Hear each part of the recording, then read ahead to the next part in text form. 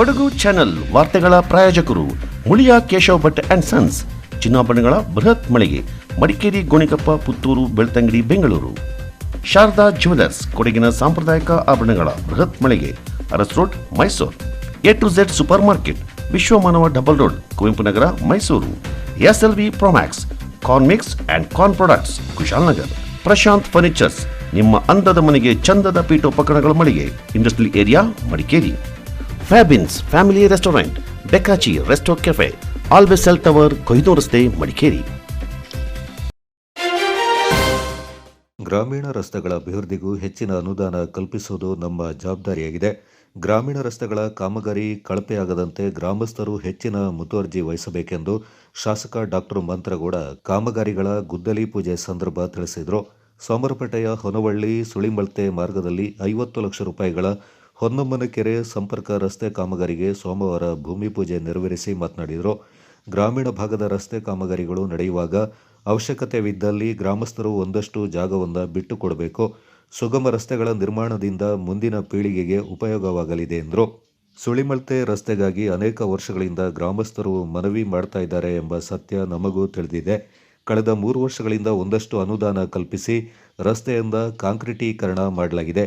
ಈಗ ಸಚಿವ ಪ್ರಿಯಾಂಕ್ ಖರ್ಗೆ ಅವರು RDPR ಯೋಜನೆಯಲ್ಲಿ ಅನುದಾನ ಕಲ್ಪಿಸಿ ನಮಗೆ ಸಹಾಯ ಮಾಡಿ ಗ್ರಾಮಸ್ಥರ ಬೇಡಿಕೆಯಿಂದ ಈಡೇರಿಸಿದ್ದಾರೆಂದರು.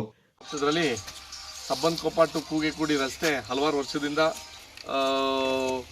ಒಂದೇ ಸಲ ಮಾಡ್ಲಿಕ್ಕೆ ಆಗ್ಲಿಲ್ಲ ಅಂದ್ರೂ ಒಂದು ಪೀಸ್ ಲಾಸ್ಟ್ ಟೈಮ್ ಮಾಡಿದ್ದು ಮೂರು ಪೀಸ್ ಮಾಡಿದ್ದು ಇದು 4ನೇ ಪೀಸ್. ಇದು ಈ 4ನೇ ಪೀಸಲ್ಲಿ ಏನು 5 ಲಕ್ಷ ಕೊಟ್ಟಿದ್ದಾರೆ, ಇನ್ನು 5 ಲಕ್ಷ ಎಕ್ಸ್ಟ್ರಾ ಕೇಳ್ತಾವ್ರೆ.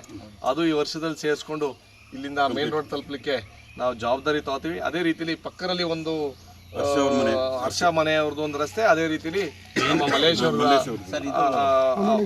ಹೊನ್ನಳ್ಳಿ ಗ್ರಾಮಕ್ಕೂ ಕೇಳಿದರೆ ಅದೆಲ್ಲ ಕಾಮಗಾರಿ ಈ ವರ್ಷದನೇ ಅಂದರೆ ಮಳೆ ಆದಮೇಲೆ ತುರ್ತಾಗಿ ಕಾಮಗಾರಿ ತೊಗೊಳ್ಳಿಕ್ಕೆ ನಾನು ಜವಾಬ್ದಾರಿ ತಗೋತೀವಿ ಅಂತ ಹೇಳ್ತಾ, ಹಲವಾರು ಟೀಕೆಗಳಿಗೆ ನೀವೆಲ್ಲ ನೋಡ್ಕೊಂಡು ಬಂದಿದ್ದೀರಾ. ಈ ರಸ್ತೆ ಆಗಿಲ್ಲ, ಈ ಸಲ ಇಲ್ಲ. ಹೌದು, ಒಂದೇ ಸಲ 1000 ಕಿಲೋಮೀಟರ್ ರಸ್ತೆ ಮಾಡೋದು ಅಂತೂ ಕಷ್ಟ. ಇರೋಂಥದ್ದು ದುಡ್ಡದಲ್ಲಿ ನಾವು ಎಲ್ಲ ಕಡೆಗೆ ಪ್ರಾಮಾಣಿಕೆಗೆ ಪ್ರಯತ್ನ ಮಾಡ್ಕೊಂಡು ಕೆಲಸ ಮಾಡಿಸ್ತೀವಿ. ಇದು ನಿಮಗೆ ಗೊತ್ತಿರೋಂಗೆ, ಗ್ರಾಮಸ್ಥರು ಗೊತ್ತಿರೋಂಗೆ, ಈ ರೋಡಲ್ಲಿ ಇವ್ರು ಹೇಳ್ದಂಗೆ ಆಟೋನೇ ಬರ್ತಿರ್ಲಿಲ್ಲ ಈ ಭಾಗಕ್ಕೆ. ಸ್ವಲ್ಪ ಆಮೇಲೆ ಪೇಷೆಂಟು ಬೇರೆ ಬೇರೆ ಹಲವಾರು ಸಮಸ್ಯೆ, ಬರೀ ಕಾಫಿಯಿಂದ ಹಿಡಿದು ಎಲ್ಲ ಬೇರೆ ಬೇರೆ ಸಮಸ್ಯೆ ಇರೋದ್ರಿಂದ ಇಲ್ಲಿ ಓಡಾಡ್ಲಿಕ್ಕೆ ಕಷ್ಟ ಆಯ್ತಿತ್ತು. ಈ ಕಾಮಗಾರಿನ ಅಲ್ಲಿ ಸಂಪೂರ್ಣವಾಗಿ 4 ಗಂಟೆ ಮುಗಿಸ್ಲಿಕ್ಕೆ ನಾನು ನಮ್ಮ ಅಧಿಕಾರಿಗಳಿಗೆ ಸೂಚನೆ ಕೊಡ್ತೀನಿ. ಆ ವಿಚಾರದಲ್ಲಿ ರಸ್ತೆಗಳನ್ನ ಕ್ಲೀನಾಗಿ ಮಾಡ್ಕೋಬೇಕಂತಂದರೆ ಸಾರ್ವಜನಿಕರು ಸ್ವಲ್ಪ ಬೇಲಿ ಗೀಲಿ ಎಲ್ಲ ಬಿಟ್ಕೊಟ್ಟು ಒಂದು ಸ್ವಲ್ಪ ಜಾಗ ಬಿಡಿಸ್ಕೊಟ್ರೆ ನಿಮಗೂ ಅನುಕೂಲ ಅಂತ ಹೇಳ್ತಾ, ಏನು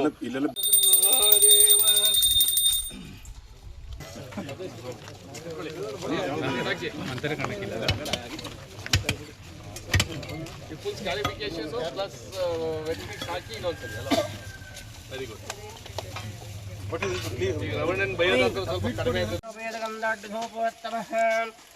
ಆಗ್ರೇ ಸರ್ವದೇವಾನ ಧೂಪಮಾಗ್ರಾಪಯಾಮಿ ಸ್ವಕಷ್ಟೇ ಕಸಂತಾ ಕಪಿಮಂ ಕಲಾಯ ಸಮಂ ಕಲಂಕರಣಾಯ ನಮೋ. ಯಾರು ಮಾಡ್ತೀರಾ?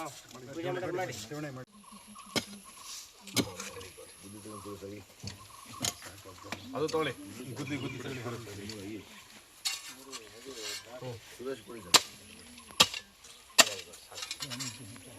ಕ್ಲೀನಾಗಿ ನೋಡ್ಕೊಳ್ಳೋಕ್ಕೆ ನಾವೇ ಇವ್ರಿಗೆ ಶಿಫಾರಸು ಮಾಡ್ತೀವಿ. ಅದರಲ್ಲಂತೂ ಏನು ಕಾಂಪ್ರಮೈಸ್ ಇರೋಂಗಿಲ್ಲ. ಎಲ್ಲಾದರೂ ಕ್ವಾಲಿಟಿ, ಹೈಯೆಸ್ಟ್ ಕ್ವಾಲಿಟಿ ಮೇಂಟೈನ್ ಮಾಡಬೇಕು. ಯಾಕೆ ಅಂತಂದರೆ ಈ ಭಾಗದಲ್ಲಿ ಈ ರಸ್ತೆ ಅಂದರೆ ಹಲವಾರು ಗಾಡಿಗಳು ಹೋಯ್ತವೆ. ಅದ್ರ ಜೊತೆಲೂ ಇಲ್ಲೊಂದು ಪಲ್ಪರು ಇದೆ. ಈ ಭಾಗದಲ್ಲಿ ಎಲ್ಲ ಬಂದು ಈ ಪಲ್ಪರ್ನ ಉಪಯೋಗಿಸ್ಕೊಳ್ಳೋಂಥ ರೈತರುಗಳು ಬರ್ತಾರೆ. ಆಮೇಲೆ ಹೊನ್ನಮ್ಮನ ಕೆರೆ ವರ್ಷಕ್ಕೊಂದು ಹಬ್ಬದ ದಿವಸ ಇದೊಂದು ಸಂಪರ್ಕ ಬೈಪಾಸ್ ಮಾಡಂಗೆ ಹಿಂಗೆ ಕ್ಲಿಯರ್ ಮಾಡಿರ್ತಾರೆ. ಆ ವಿಚಾರದಲ್ಲಿ ತುಂಬ ಅವಶ್ಯಕತೆ ಇರೋಂಥ ರಸ್ತೆ. ಹಬ್ಬ ಯಾವಾಗ ಇರೋದು? ನಮ್ಮ ಸೆಪ್ಟೆಂಬರ್. ಅಷ್ಟೊಳಗಡೆ ಅಂತಲ್ಲ, ಇದ್ರೊಳಗಡೆ ಕ್ಲಿಯರ್ ಮಾಡೋಣ. ನಾನು ಸಾರ್ವಜನಿಕಕ್ಕೆ, ನಮ್ಮ ಗ್ರಾಮಸ್ಥರಿಗೆ ಏನು ಬೇಡಿಕೆ ಇಡ್ತೀನಿ ಅಂತಂದರೆ, ಎಲ್ಲೆಲ್ಲಿ ಬೇಲಿ ರೋಡ್ ಮೇಲೆ ಬರ್ತದೆ ತೆಗಿಯೋಕ್ಕೆ ಅವಕಾಶ ಇದ್ದರೆ ದಯವಿಟ್ಟು ಒಂದು ಸ್ವಲ್ಪ ಅಗಲಕರಣ ಎಷ್ಟು ಸಿಗ್ತದೆ ಮಾಡಿಕೊಡಿ. ಯಾಕೆ ಅಂತಂದರೆ ಹೊನವಳ್ಳಿ ಸುಳಿಮಳ್ತೆ ಗ್ರಾಮಾಭಿವೃದ್ಧಿ ಮಂಡಳಿ ಅಧ್ಯಕ್ಷ ಶ್ರೀಧರ್, ಕಾರ್ಯದರ್ಶಿ ಪುಟ್ಟಸ್ವಾಮಿ, ದೊಡ್ಡಮಳ್ತೆ ಗ್ರಾಮ ಪಂಚಾಯತ್ನ ಮಾಜಿ ಅಧ್ಯಕ್ಷ ದಿವಾಕರ್, ಗ್ರಾಮಸ್ಥರಾದ MP ರವಿ, ಪುಟ್ಟರಾಜು, ವೀರೇಶ್, ಬ್ಲಾಕ್ ಕಾಂಗ್ರೆಸ್ ಅಧ್ಯಕ್ಷ BB ಸತೀಶ್, ವಲಯ ಅಧ್ಯಕ್ಷ MB ವಸಂತ್ ಮತ್ತಿತರ ಪ್ರಮುಖರು ಈ ಸಂದರ್ಭ ಪಾಲ್ಗೊಂಡಿದ್ದರು. ಇದೇ ಸಂದರ್ಭ ದೊಡ್ಡಮಳ್ತೆ ಗ್ರಾಮಕ್ಕೆ ಭೇಟಿ ನೀಡಿದ ಶಾಸಕರು ಗ್ರಾಮಸ್ಥರ ಅಹವಾಲುಗಳನ್ನು ವಿಚಾರಿಸಿದರು. ವಿರಾಜಪೇಟೆಯಲ್ಲಿ ರಾಜ್ಯ ಕಾರ್ಮಿಕ ಕನಿಷ್ಠ ವೇತನ ಸಲಹಾ ಸಮಿತಿ ಅಧ್ಯಕ್ಷರಾದ ಶಾಹಿದ್ ತೆಕೀಲ್ ಅವರಿಂದ ಪತ್ರಿಕಾಗೋಷ್ಠಿ ನಡೆಯಿತು. ಈ ಸಂದರ್ಭ ಮಾತನಾಡಿದ ಶಾಹಿದ್ ತೆಕೀಲ್, ತಾನು ಈ ಭಾಗದಲ್ಲಿ ಅನೇಕ ಬಾರಿ ಆಗಮಿಸಿ ಪಕ್ಷದ ಅಭ್ಯರ್ಥಿಗಳ ಗೆಲುವಿಗೆ ಶ್ರಮಿಸಿದ್ದೇನೆ. 2ನೇ ಮಂತ್ರಿಮಂಡಲದಲ್ಲಿ ವಿರಾಜಪೇಟೆ ಶಾಸಕ ಪೊನ್ನಣ್ಣ ಅವರಿಗೆ ಮಂತ್ರಿ ಸ್ಥಾನ ಸಿಗುವ ಎಲ್ಲ ಸಾಧ್ಯತೆ ಇದೆ. ಅವರು ಮತ್ತು ಮಡಿಕೇರಿ ಶಾಸಕ ಮಂತ್ರಗೌಡ ಅವರು ಕೊಡಗಿಗೆ ಸಾಕಷ್ಟು ಪ್ರಮಾಣದಲ್ಲಿ ಅನುದಾನವನ್ನು ತಂದು ಉತ್ತಮ ರೀತಿಯಲ್ಲಿ ಸಾರ್ವಜನಿಕ ಸಮಸ್ಯೆಗಳನ್ನು ಬಗೆಹರಿಸಲು ಪ್ರಯತ್ನ ಪಡ್ತಾ ಇದ್ದಾರೆ. ದೇಶದ ಪ್ರಧಾನಿ ಮೋದಿಯವರು ಜನರಿಗೆ ಸುಳ್ಳು ಭರವಸೆ ನೀಡಿ ಜನತೆಯಿಂದ ವಂಚನೆ ಮಾಡ್ತಾ ಇದ್ದಾರೆ. ದೇಶದಲ್ಲಿ ವರ್ಷಕ್ಕೆ 2 ಕೋಟಿ ಉದ್ಯೋಗ ನೀಡುವುದಾಗಿ ಭರವಸೆ ನೀಡಿದರು. ಆದರೆ ಯಾರಿಗೂ ಉದ್ಯೋಗ ನೀಡದೆ ವಂಚಿಸಿದ್ರು.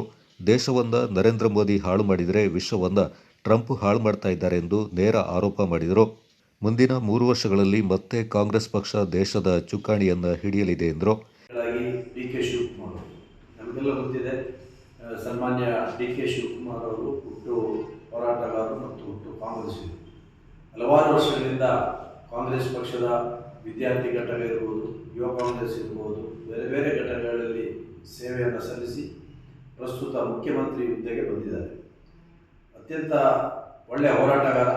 BJPಯ ಯಾವುದೇ ಒಂದು ದಬ್ಬಾಳಿಕೆಗೆ, ಬೆದರಿಕೆಗೆ ಜಗ್ಗದೆ ಕುಗ್ಗದೆ ಜೈಲಿಗೆ ಹೋದರೂ ಕೂಡ ತೊಂದರೆ ಇಲ್ಲ, ನಾನು ಪಕ್ಷವನ್ನು ಬಿಡಲ್ಲ ಅಂತೇಳಿ ಪಕ್ಷದ ಚುಕ್ಕಾಣಿಯನ್ನು ಹಿಡಿದು ಇವತ್ತು ರಾಜ್ಯದ ಚುಕ್ಕಾಣಿಯನ್ನು ಹಿಡಿದಿದ್ದಾರೆ. ಬಹುಶಃ ಇದು ನಮಗೆಲ್ಲ ಒಂದು ಮಾದರಿ ನಾಯಕರಾಗಿದೆ. ವಿವಿಧ ರಾಜ್ಯಗಳಲ್ಲಿ ಭಾರತೀಯ ಜನತಾ ಪಕ್ಷದವರು ಏನು ಮಾಡ್ತಾ ಇದ್ದಾರೆ ಅಂದರೆ, ಶಾಸಕರನ್ನು ಖರೀದಿ ಮಾಡ್ತಾರೆ ಅಥವಾ ಪಕ್ಷವನ್ನು ಖರೀದಿ ಮಾಡತಕ್ಕಂಥ ಕೆಲಸ ಮಾಡ್ತಾರೆ. ಇವರಿಗೆ ED ಅಥವಾ ಬೇರೆ ಯಾವುದೋ ಆಮಿಷ ಒಡ್ಡಿ ಅಥವಾ ಇನ್ಕಮ್ ಟ್ಯಾಕ್ಸನ್ನು ರೈಡ್ ಮಾಡಿಸಿಕೊಂಡು ಇಡೀ ದೇಶದಲ್ಲಿ ನಡೆದಂಥ 12 ವರ್ಷಗಳ ರೈಡಿನಲ್ಲಿ 99% ವಿರೋಧ ಪಕ್ಷದವರ ಮೇಲೆ ಮಾಡಿದ್ದಾರೆ. ಇದು ಮೋದಿಯ ಮಹಾ ಸಾಧನೆ. ಆ ಸಾಧನೆ ಯಾಕೆ ಮಾಡಿದ್ದಾರೆ ಅಂದರೆ, ಅವರನ್ನು ಹೆದರಿಸುವುದು. ಯಾರು ಕಳ್ಳರಿದ್ದಾರೆ ಅಥವಾ ಅವರು ಕಳ್ಳರು ಅಂತ ಹೇಳ್ತಾರೆ, ಅವರ ಪಕ್ಷಕ್ಕೆ ಹೋದರೆ ಒಳ್ಳೆ ವಾಷಿಂಗ್ ಮಿಷಿನಲ್ಲಿ ಶುಭ್ರವಾಗಿ ತಂದಂಥ ಒಂದು ವ್ಯವಸ್ಥೆಯನ್ನು ಮಾಡ್ತಾರೆ. ಅವರಿಗೆ ಸಚಿವ ಸ್ಥಾನ ಕೊಡ್ತಾರೆ. ಅವರು ಒಳ್ಳೆಯವರು. ಕಾಂಗ್ರೆಸ್ಸಲ್ಲಿದ್ದರೆ ಕೆಟ್ಟವರು, ಅವರ ಪಕ್ಷಕ್ಕೆ ಸೇರಿದರೆ ಒಳ್ಳೆಯವರು. ಈ ರೀತಿಯ ಒಂದು ಕೆಲಸವನ್ನು ಅವರು ಮಾಡಿಕೊಂಡು ಬಂದು ಸರ್ಕಾರವನ್ನು ಸುಭದ್ರ ಮಾಡಿದ್ದಾರೆ. ಇದು ದೇಶದ ಜನ ಜಿಗುಪ್ಸೆ ಹೊಂದಿದ್ದಾರೆ ಈ ಸರ್ಕಾರದ ವಿರುದ್ಧ. ಮುಂದೆ ಅವರಿಗೆ ಯಾವುದೇ ಧರ್ಮದ ವಿಚಾರ ಹೇಳಿ, ಯಾವುದೇ ಸ್ವಾರ್ಥ ವಿಚಾರ ಹೇಳಿ, ಅಥವಾ ಪಾಕಿಸ್ತಾನದ ವಿಚಾರ ಹೇಳಿ, ಇಸ್ರೇಲ್ ವಿಚಾರ ಹೇಳಿ, ಜನರಿಗೆ ಗೊತ್ತಾಗಿರಲಿಲ್ಲ. ಮೋದಿಯವರ ದಾರಿ ಏನಿದೆ, ಅವರ ನಾಟಕ ಏನಿದೆ ಅಂತೇಳಿ ಗೊತ್ತಾಗಿದೆ. പക്ഷെ ಅದರಲ್ಲೇ ಮಾಡಿದರು. ಆನಂತರ ಸರ್ಕಾರವನ್ನು ಬೀಳಿಸ್ತಕ್ಕಂಥ ಗೋವಾದಲ್ಲಿ ಬೀಳಿಸಿದ್ರು, ಕರ್ನಾಟಕದಲ್ಲಿ ಬೀಳಿಸಿದ್ರು, ಬೇರೆ ಬೇರೆ ರಾಜ್ಯಗಳಲ್ಲಿ ಮಾಡಿದರು. ಅದು ಆಗದಂಥ ಪರಿಸ್ಥಿತಿಯಲ್ಲಿ ಈಗ ಹೊಸ ಒಂದು ಸಂಪ್ರದಾಯ ತಂದಿದ್ದಾರೆ. SIR ಏನು ಅಲ್ಪಸಂಖ್ಯಾತರು ಇರ್ಬೋದು, ಬಡವರು ಇರ್ಬೋದು, ಅಥವಾ ಶೋಷಿತ ವರ್ಗದವರು ಇರ್ಬೋದು, ಕಾಂಗ್ರೆಸ್ ಪಕ್ಷದ ಪರವಾಗಿ BJPಗೆ ವಿರುದ್ಧ ಇರ್ತಕ್ಕಂಥ ಮತದಾರರನ್ನು ತೆಗೆಯತಕ್ಕಂಥ ಕೆಲಸ ಮಾಡ್ತಾ ಇದ್ದಾರೆ. ತಮಿಳುನಾಡಿನಲ್ಲಿ ಮಾಡಿದರು, ಕೇರಳದಲ್ಲಿ ಮಾಡಿದರು, ಅದೇ ರೀತಿ ವೆಸ್ಟ್ ಬೆಂಗಾಲಲ್ಲಿ ಮಾಡಿದರು. ಇಡೀ ದೇಶದಲ್ಲಿ 9 ಕೋಟಿಯಷ್ಟು ಜನ ಇವತ್ತು ಮತದಾರರನ್ನು ವಂಚನೆ ಆಗ್ತಕ್ಕಂಥ ಪರಿಸ್ಥಿತಿಯನ್ನು ಕೇಂದ್ರ ಸರ್ಕಾರ ಮಾಡಿದ್ದಾರೆ. ಆನಂತರ ಏನು ಮೋದಿಯವರಿಗೆ ತೋಚಿದರೆ ಅದನ್ನೇ ಮಾಡಿಕೊಂಡು ಜನರ ಮೇಲೆ ಇರ್ತಕ್ಕಂಥದ್ದು. ಕೋವಿಡ್ ಸಂದರ್ಭದಲ್ಲಿ ತಟ್ಟೆ ಬಟ್ಟಿ, ಪ್ಲೇಟ್ ಬಟ್ಟಿ ಅಂತ ಹೇಳಿಕೊಂಡು ಅದನ್ನು ನಾಟಕ ಮಾಡಿದ್ರು. ಪ್ರತಿಯೊಂದು ನಾಟಕವನ್ನು ಮಾಡಿಕೊಂಡು ಈ ದೇಶದ ಜನರನ್ನು ಮಂಕು ಬೂದಿ ಮಾಡ್ತಕ್ಕಂಥ ಕೆಲಸವನ್ನು ಮಾಡ್ತಾ ಇದ್ದಾರೆ. ಬಹುಶಃ ಮುಂದಿನ ದಿನದಲ್ಲಿ ಜನ ಅವರಿಗೆ ಪಾಠವನ್ನು ಕಲಿಸ್ತಾರೆ. ಇವತ್ತು ಹಲವಾರು ನಮ್ಮ ಸಹೋದರರು ದೇವಸ್ಥಾನಗಳಿಗೆ, ಮಸೀದಿಗಳಿಗೆ ಮತ್ತು ಚರ್ಚ್ಗಳಿಗೆ ಧನ ಸಹಾಯವನ್ನು ನೀಡ್ತಾರೆ. ಈಗ ಏನಾಗ್ತಾ ಇದೆ ಅಂತ ತಮಗೆಲ್ಲ ಗೊತ್ತಿದೆ. ಅಯೋಧ್ಯೆಯಲ್ಲಿ ಏನಾಗ್ತಾ ಇದೆ, ದೇವರ ಹಣವನ್ನು ಕೂಡ ನುಂಗತಕ್ಕಂಥ ಕೆಲಸ ನಡೀತಾ ಇದೆ. ಇವತ್ತು ನಮ್ಮ ರಾಜ್ಯ ಮತ್ತು ದೇಶಕ್ಕೆ ಈ ಕೇಂದ್ರ ಸರ್ಕಾರ ದೊಡ್ಡ ಒಂದು ಸಮಸ್ಯೆಯನ್ನು ಉಂಟು ಮಾಡಿದೆ. ಅದಕ್ಕಾಗಿ ಅದನ್ನೆಲ್ಲ ಪರಿಹಾರ ಮಾಡಲಿಕ್ಕೆ ಮುಂದಿನ 3 ವರ್ಷದಲ್ಲಿ ಬರ್ತಕ್ಕಂಥ ಚುನಾವಣೆಯಲ್ಲಿ ಬಹುಶಃ ನಾವು ಗೆಲ್ಲತಕ್ಕಂಥ ಎಲ್ಲ ಲಕ್ಷಣಗಳು ಕೂಡ ಇದೆ. ನಮ್ಮ ರಾಜ್ಯದಲ್ಲಿ ಕೂಡ ಒಳ್ಳೆಯ ಸುಭದ್ರವಾದಂಥ ಸರ್ಕಾರ ಬಂದ ದಿವಸದಿಂದ BJPಯವರು ಉಲ್ಲಂಘಿಸಿದರು. ಈ ಸರ್ಕಾರ ಇವತ್ತು ಹೋಗ್ತದೆ, ಈ ಸರ್ಕಾರ ನಾಳೆ ಹೋಗ್ತದೆ, ಈ ಸರ್ಕಾರಕ್ಕೆ ಆಯುಷ್ಯ ಇಲ್ಲ, ನಾಳೆ ರಾಜೀನಾಮೆ ಕೊಡ್ತಾರೆ, ನಾಳಿದ್ದು ರಾಜೀನಾಮೆ ಕೊಡ್ತಾರೆ. ಅವರು ಕಾದಲ್ಲೇ ಬಾಕಿ. ಸಿದ್ದರಾಮಯ್ಯ ಅವರು ಅತ್ಯಂತ ಗೌರವಯುತವಾಗಿ ನಮ್ಮ DK ಶಿವಕುಮಾರ್ಗೆ ಅಧಿಕಾರವನ್ನು ಹಸ್ತಾಂತರಿಸಿದರು. ಮುಂದಿನ ಜುಲೈ 10ರೊಳಗೆ ನಮ್ಮ ರಾಜ್ಯ ಸಂಪುಟ ಕೂಡ ಪುನರ್ರಚನೆ ಆಗತಕ್ಕಂಥ ಒಂದು ಸನ್ನಿವೇಶ ನಿರ್ಮಾಣ ಆಗಿದೆ. 20 ಜನ ಸಚಿವರಾಗ್ತಾರೆ.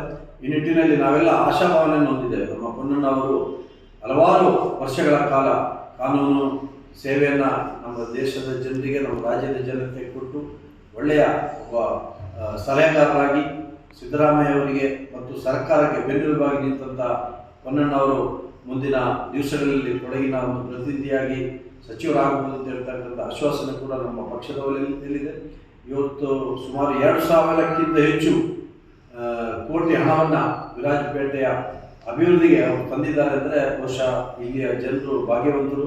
ವಿರಾಜಪೇಟೆಯ ಕೊಡಗಿನ ಮಂತರಗೌಡರು ಕೂಡ ಇಬ್ಬರು ಕೂಡ ಪಕ್ಷದ ಕಟ್ಟಾಳುಗಳಾಗಿ ಪಕ್ಷದ ಬೆಳವಣಿಗೆಗೆ ಜೊತೆಯಲ್ಲಿ ಈ ಜಿಲ್ಲೆಯ ಬೆಳವಣಿಗೆಗೆ ಬಹಳ ಕೆಲಸವನ್ನು ಮಾಡಿದ್ದಾರೆ. ಅದು ಮುಂದಿನ ದಿನಗಳಲ್ಲಿ ಬರ್ತಕ್ಕಂಥ ಎಲ್ಲ ಚುನಾವಣೆಗಳಲ್ಲಿ ನಮಗೆ ಪೂರಕವಾಗುತ್ತದೆ.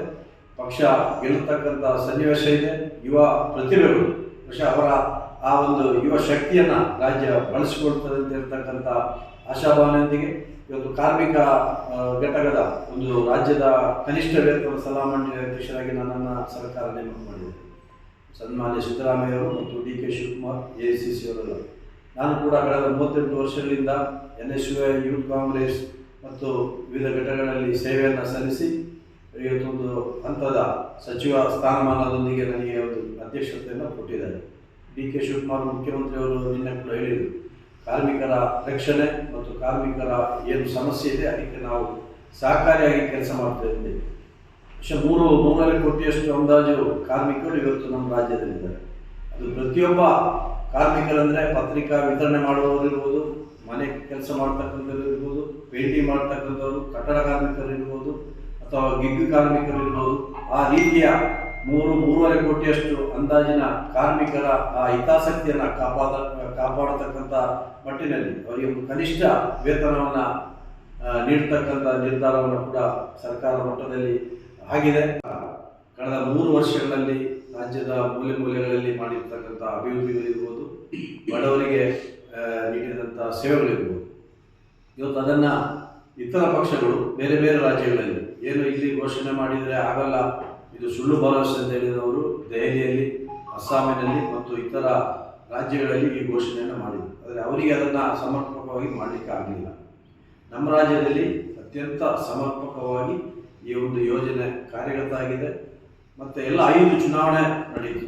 ಈ 5 ಚುನಾವಣೆಗಳಲ್ಲಿ ಕೂಡ ನಮ್ಮ ಅಭ್ಯರ್ಥಿಗಳು ಗೆದ್ದಿದ್ದಾರೆ. ಅದು BJPಯವರ ಕ್ಷೇತ್ರದಲ್ಲಾದರೂ ಇತರ ಯಾವುದೇ ಪಕ್ಷ ಇದ್ದರೂ ಕೂಡ ಕಾಂಗ್ರೆಸ್ ಪಕ್ಷ ಅದನ್ನು ನಮ್ಮ ಪಕ್ಷಕ್ಕೆ ಎಳೆಯತಕ್ಕಂಥ ಒಂದು ಕೆಲಸ ಆಗಿದೆ.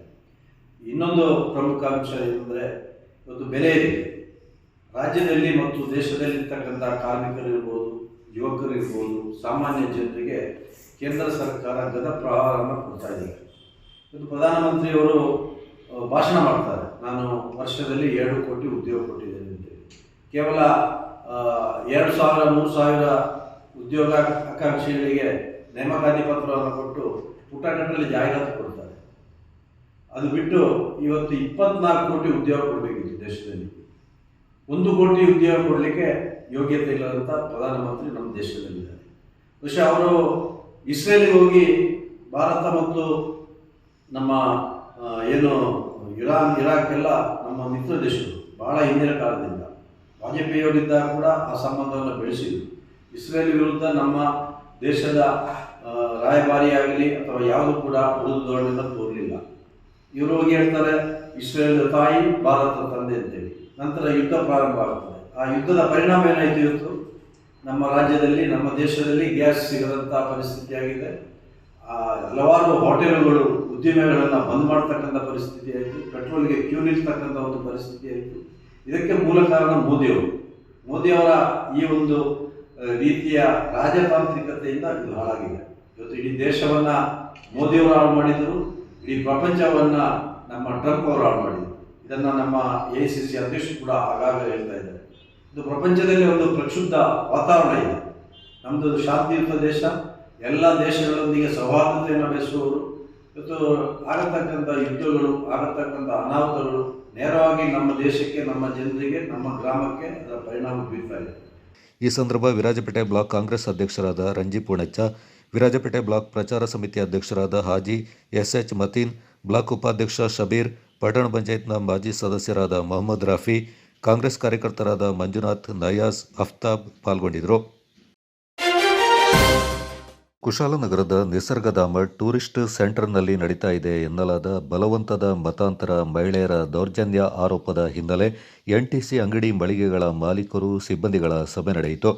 ಎನ್ಟಿಸಿ ಕೇಂದ್ರದ ಮಾಲೀಕ ಅಬ್ದುಲ್ ಸಲಾಂ ರಾವುತರ ನೇತೃತ್ವದಲ್ಲಿ ಎನ್ಟಿಸಿ ಕೇಂದ್ರದ ಒಳಗಿರುವ ಎಲ್ಲ ವರ್ತಕರು ಅಂಗಡಿ ಮುಂಗಟ್ಟುಗಳನ್ನು ಮುಚ್ಚಿ ವಹಿವಾಟು ಬಂದ್ ಮಾಡಿ ಬಹಿರಂಗ ಸಭೆಯನ್ನು ನಡೆಸಿದರು. ಕೇಂದ್ರದ ವಿರುದ್ಧ ಆರೋಪಗಳ ಬಗ್ಗೆ ಮಹಿಳೆಯರು ಮುಕ್ತವಾಗಿ ತಮ್ಮ ಅಭಿಪ್ರಾಯಗಳನ್ನು ತಿಳಿಸಿದರು. ನಿಸರ್ಗಧಾಮ ಟೂರಿಸ್ಟ್ ಸೆಂಟರ್ನಲ್ಲಿ ಯಾವುದೇ ಬಲವಂತದ ಮತಾಂತರವಾಗಲಿ ಅಥವಾ ಮಹಿಳಾ ದೌರ್ಜನ್ಯ ಘಟನೆಗಳು ಇದುವರೆಗೂ ನಡೆದಿಲ್ಲ. ಈ ಕೇಂದ್ರದ ಮೇಲೆ ಮಾಡ್ತಾ ಇರುವ ಆರೋಪ ಸತ್ಯಕ್ಕೆ ದೂರವಾಗಿದೆ ಎಂದು ಎಲ್ಲ ಮಹಿಳಾ ಕಾರ್ಮಿಕರು ಒಕ್ಕೊರಲಿನಿಂದ ಖಂಡಿಸಿದರು. ನೂರಾರು ಮಹಿಳೆಯರು ಎನ್ಟಿಸಿಯ ಮೂಲಕ ಬದುಕನ್ನು ಕಟ್ಟಿಕೊಂಡಿದ್ದಾರೆ. ಇಲ್ಲಿ ನಮಗೆ ಸುರಕ್ಷತಾ ವಾತಾವರಣವಿದೆ, ಯಾವುದೇ ಅಹಿತಕರ ಅನುಭವ ನಮಗೆ ಉಂಟಾಗಿಲ್ಲ ಅಂತ ಮಹಿಳಾ ಕಾರ್ಮಿಕರು ಎನ್ಟಿಸಿ ಪರವಾಗಿ ತಮ್ಮ ಅಭಿಪ್ರಾಯ ವ್ಯಕ್ತಪಡಿಸಿದರು. ಒಂದು ಅಂಗಡಿದು ಓನರು ಈ ಮತಾಂತರ ಚಟುವಟಿಕೆ ಆಗಿದೆ ಒಂದು ಮಾರ್ಚ್ 26ನೇ ತಾರೀಕಿಂದ ಮುಂಚೆ. ನಾವಿರ್ತೀವಿ ಜೂನ್ 1ನೇ ತಾರೀಕಿಗೆ. ಎಷ್ಟು ತಿಂಗಳಾಯ್ತು? ಎಲ್ಲೋ ಹೊರಗಡೆ ಆಗಿದೆ. ಈಗ ಏನ್ ಮಾಡ್ತಾ ಉಂಟು ಅಂತ ಹೇಳಿದ್ರೆ ಹೊರಗಿನವರು ಸಂಘ ಸಂಸ್ಥೆ ತಪ್ಪು, ನಾನು ಕರೆಕ್ಟ್ ಅಲ್ವಾ? ಈಗ ನಿಮ್ಗೆ ಎನ್ಟಿಸಿ ಆಗಿಲ್ಲ, ಬರೀ ಮಾತಾಡಿ, ಹೇಳಿ ಅಲ್ಲ, ಯಾರು ಮಾತಾಡ್ತಾರೆ ಹೇಳಿ. ಸರ್, ಅದು ಹೊರಗಡೆ ಆಗಿರೋದ್ರಿಂದ ಒಳಗಡೆ ಇಲ್ಲಿ ನಾವು ಎಲ್ಲ ಒಂದು ಫ್ಯಾಮಿಲಿ ತರ ಇರೋದು. ನಾವು ಯಾರು ಇಲ್ಲಿ ಜಾತಿ ಭಯದ ಯಾರು ಮಾಡ್ತಿಲ್ಲ. ನಾನು 3.5 ವರ್ಷದಿಂದ ಈ ನಿಸರ್ಗಧಾಮದಲ್ಲಿ ಕೆಲಸ ಮಾಡ್ತಿದ್ದೀನಿ. ಇಲ್ಲಿ ನನಗೆ ಒಳ್ಳೇದಾಗಿದೆ ಹೊರತು ಯಾವ್ದು ಕೆಟ್ಟದಾಗಿಲ್ಲ. ನಾನು ಎಷ್ಟೊತ್ತು 10 ಗಂಟೆಗೆ ಬಂದ್ರು ನಾನು 8 ಗಂಟೆವರೆಗೂ ಕೆಲಸ ಮಾಡ್ತೀನಿ. 8 ಗಂಟೆ ನೋಡಿ, ದೊಡ್ಡ ವಿಷಯ. ನಮ್ಗೆ ಹೆಲ್ಪ್ ಮಾಡ್ತಾರೆ. ಬಟ್ ಎಷ್ಟೇ ಆಟೋ ಏನು ಇಲ್ಲ ಅಂದ್ರೂ ಒಂದು ಸೆಕ್ಯೂರಿಟಿ ಸಹ ನಮ್ಗೆ ಇದೆ. ನಿಸರ್ಗಧಾಮ ಹೊರಗಡೆ ನಿಲ್ಬೇಕು ಅಂದ್ರೂ ನಮ್ಗೆ ಆಟೋಗೆ ಒಂದು ಲೈಟ್ ಹಾಕ್ಸಿದ್ದಾರೆ ನಮ್ಮ ನಿಸರ್ಗಧಾಮ ಓನರು. ಎಲ್ಲರೂ ಕೈ ಜೋಡಿಸಿ ಇಲ್ಲಿ ನಾವು ನಡೆಸೋದು ಸರ್. ಹೌದು, ಅಲ್ಲ ನೀವು ಒಂದು ಮಾತು ಕೇಳ್ಕೊಳ್ಳಿ, ನಿಮ್ದು ನೀವು ಹಾಕುವ ಬಟ್ಟೆಯನ್ನು ಚೇಂಜ್ ಮಾಡಿ ಇಲ್ಲ ಸರ್, ಬಲವಂತ ಇಲ್ಲ, ಇಲ್ಲಿ ಬಲವಂತ ನಡೀತಾನೆ ಇಲ್ಲ. ಅವ್ರವ್ರ ಇಷ್ಟ ಪ್ರಕಾರ ಅವ್ರು ಬರ್ತಿದ್ದಾರೆ. ನಮಗೆ ಏನ್ ಅನ್ಸುತ್ತೆ ನಾವು ಕಾಸ್ಟ್ಯೂಮ್ ಹಾಕ್ತಾ ಇದೀವಿ, ಅದು ನಮ್ಮ ಇಷ್ಟ ಪ್ರಕಾರ. ಸೊ ಅದನ್ನ ಬಲವಂತವಾಗಿ ಹೇಳೋದು ಅದು ವರ್ಡ್ ತುಂಬಾ ತಪ್ಪು ಸರ್. ಬಲವಂತ ಆಗಿಲ್ಲ, ಅವಳು ಒಂದು ವಿಷಯ ನಮ್ಗೆ ಬೇಡ, ಅದು ಬಿಟ್ಟಾಕಿ, ಅದು ಹೋಗಿದ ಕತೆ. ಬಟ್ ನಮ್ ಕತೆ ನಾವು ಮಾತಾಡ್ಬೇಕು ಅಲ್ವಾ? ಪರ್ಸನಲ್ ಲೈಫ್ ಇರ್ತದೆ. ನಾವು ನಿಮ್ಗೆ ಪರ್ಸನಲ್ ಲೈಫ್ ಇರಬಾರ್ದು ಅಂತ ಹೇಳಕ್ಕೆ ನಾವು ಯಾರು ಅಲ್ಲ, ಆಯ್ತಾ? ಸೊ ಅದಕ್ಕೆ ಇರೋದು ಎನ್ಟಿಸಿ ನಿಸರ್ಗಧಾಮ ಟೂರಿಸ್ಟ್ ಸೆಂಟರ್ ನಮ್ಮ ಹೆಮ್ಮೆ. ಎನ್ಟಿಸಿ ಒಳಗೆ ಮಹಿಳೆಯರ ಮೇಲೆ ದೌರ್ಜನ್ಯ ಅಥವಾ ಬಲವಂತದ ಮತಾಂತರ ನಡೆಯುತ್ತಿದ್ದಲ್ಲಿ ಅದು ನಮ್ಮ ಗಮನಕ್ಕೆ ತರಬೇಕಿದೆ. ಇದರೊಳಗೆ ವಹಿವಾಟು ನಡೆಸ್ತಾ ಇದ್ದ ವ್ಯಕ್ತಿ ಅದೇ ಅಂಗಡಿಯಲ್ಲಿದ್ದ ಮಹಿಳೆಯನ್ನ ಮತಾಂತರ ಮಾಡಿರುವುದು ಕೇಂದ್ರದಿಂದ ಹೊರಗೆ ನಡೆದ ಪ್ರಕರಣವಾಗಿದೆ. ಅವರ ವೈಯಕ್ತಿಕ ವಿಚಾರಕ್ಕೂ ಎನ್ಟಿಸಿಗೂ ಯಾವುದೇ ಸಂಬಂಧವಿಲ್ಲ ಅಂತ ಕೇಂದ್ರದ ಮಾಲೀಕ ಅಬ್ದುಲ್ ಸಲಾಂ ತಿಳಿಸಿದರು. ಅನಗತ್ಯ ಆರೋಪಗಳ ಹಿನ್ನೆಲೆಯಲ್ಲಿ ಕೇಂದ್ರದೊಳಗೆ ಕೆಲಸ ಮಾಡ್ತಾ ಇರುವ ಸಂಪೂರ್ಣ ಮಹಿಳೆಯರನ್ನ ಕೆಲಸದಿಂದ ವಜಾಗೊಳಿಸುವ ಚಿಂತನೆಯಿಂದ ಹೊಂದಲಾಗಿತ್ತು.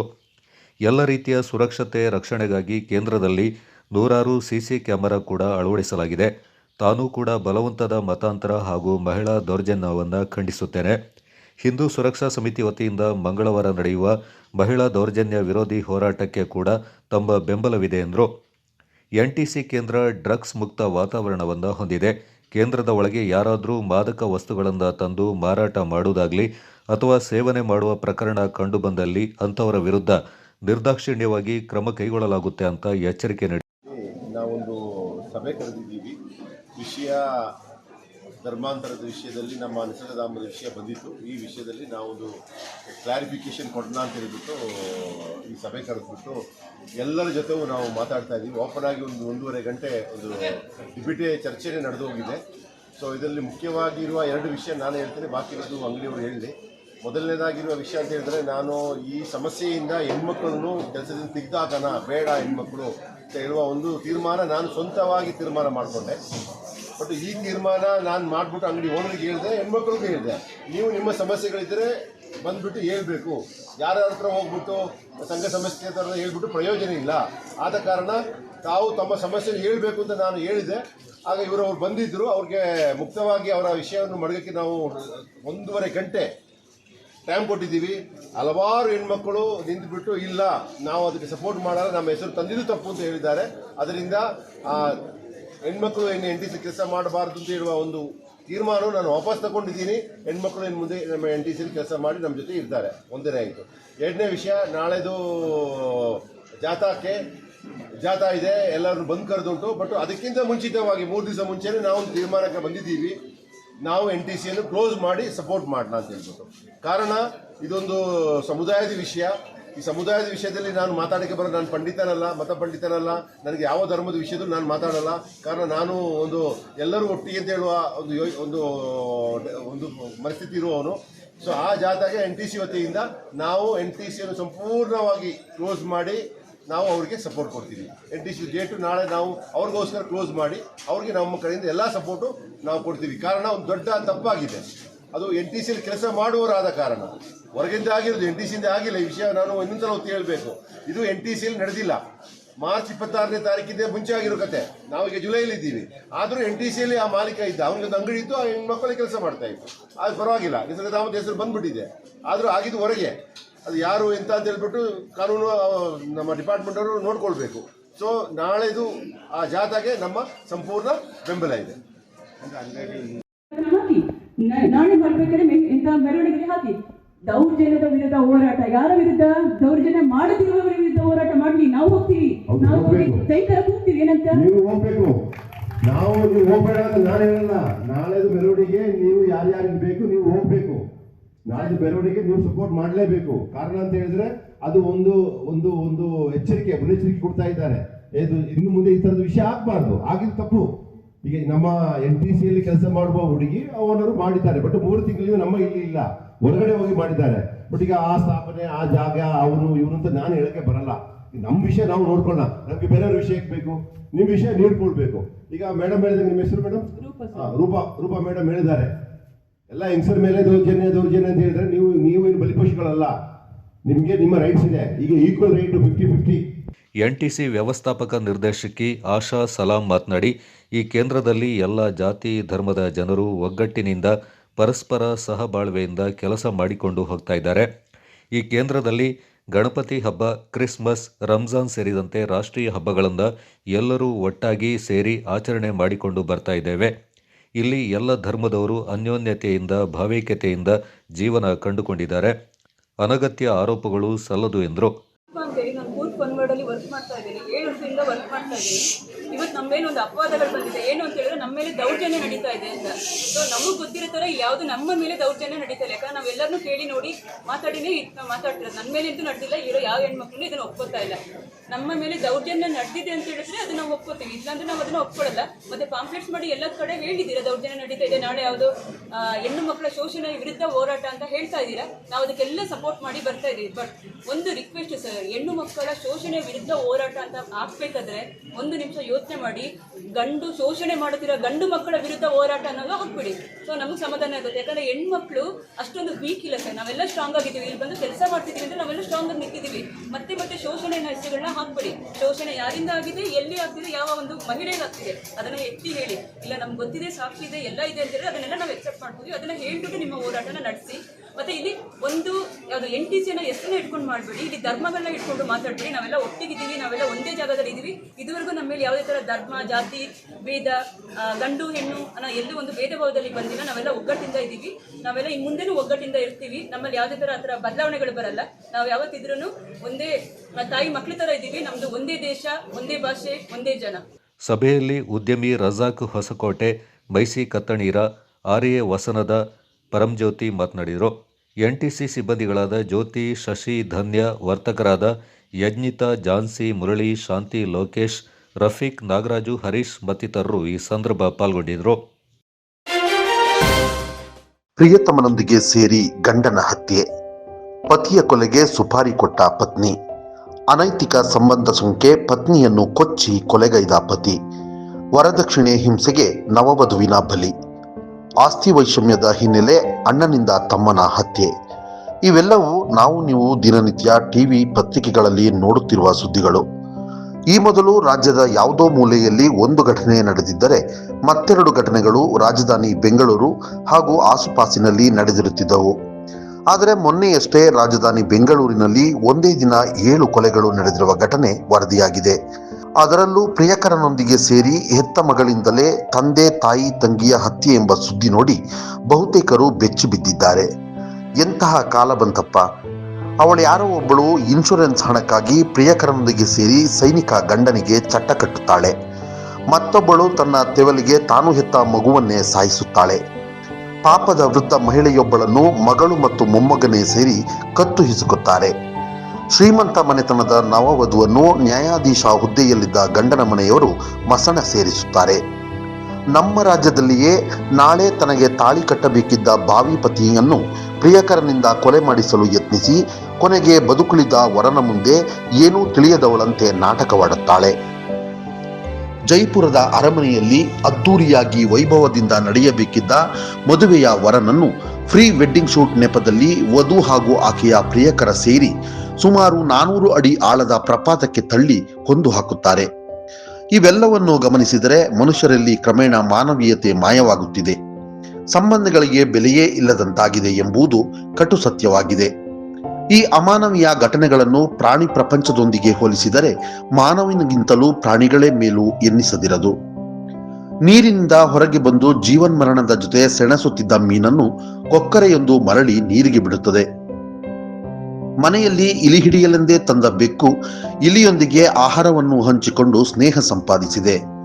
ಒಂದರನ್ನೊಂದು ಕಂಡರಾಗದ ಬೆಕ್ಕು, ನಾಯಿ, ಕೋತಿಗಳು ಒಂದೇ ಗೂಡಿನಲ್ಲಿ ಆಟವಾಡುತ್ತಿವೆ. ತನ್ನ ಕರುವಿನ ಜೊತೆಗೆ ಆಡಿನ ಮರಿ ಹಾಗೂ ಬೆಕ್ಕಿಗೂ ಹಸುವೊಂದು ಹಾಲುಣಿಸುತ್ತದೆ.